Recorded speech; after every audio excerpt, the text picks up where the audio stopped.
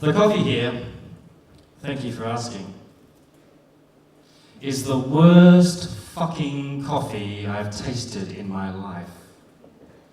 And that's saying something considering the shit my second wife used to serve up to me.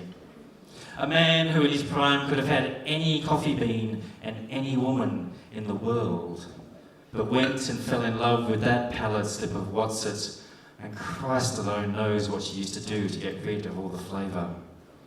I used to say to her, Moira, my dear, it takes 7 years of good harvesting, bent backs and the love of God to put all that flavour in the bean, and you 4 minutes, a kettle and a coffee spoon to take it all out.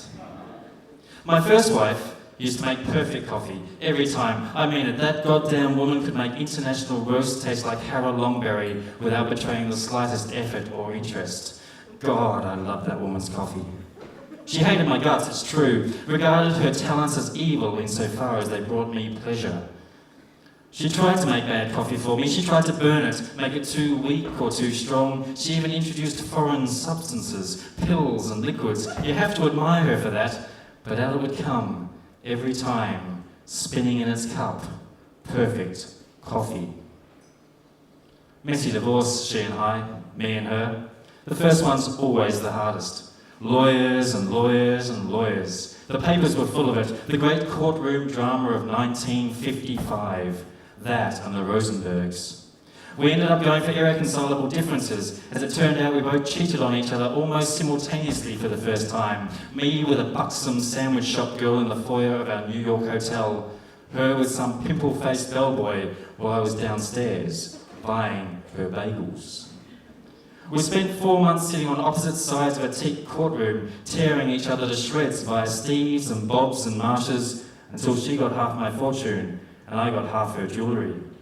This turned both of us on so much that we spent the next 3 days screwing each other in a mock Georgian bathtub until she left without paying half the bill.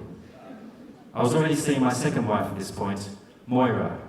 Moira meaning destiny.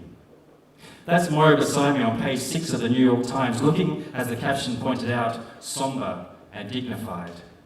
Sombre because her new lover had just asked her for a handjob in the toilets, dignified because she'd refused. My second wife, Moira, whose name meant destiny and whose coffee tasted like shit. Listen, my second wife was a gentle and caring woman who spent her entire life on the verge of tears.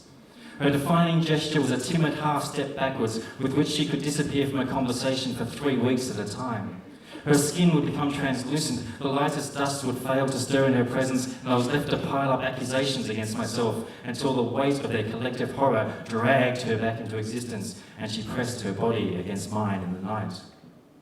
She would always kiss me harder than usual when she returned, her tongue large against my teeth, her legs wrapped around my knees, her belly pressed against my hip. She would stare for hours at my face, looking for something she convinced herself would be there. Then tears would fill her Irish eyes, and I would feel her lips upon my chest, her tiny hands, inexpert but honest on my cock. We would make love gently, slowly reintroducing our bodies to each other, careful not to offend. When we had finished, she would rest her head on my chest, her hair smelling of chamomile and lavender, and tell me softly about our love.